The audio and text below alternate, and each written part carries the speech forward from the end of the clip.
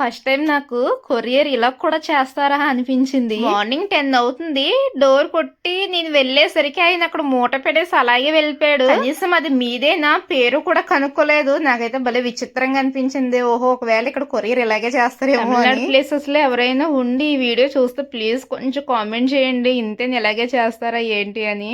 ఇంతకీ ఇంత పెద్ద మూటలో ఏమున్నాయి అనుకుంటున్నారా? ఇవన్నీ కూడా అలాగే నాకు కావలసిన కొన్ని అయితే నేను కొరియర్ చేయమని అయితే తనకు చెప్పాను. నాకు ఇది కొత్త ప్లేస్ అసలు ఏం దొరకట్లేదు నాకు, కాబట్టి నేనైతే కొరియర్ చేయించుకున్నాను తనతోటి.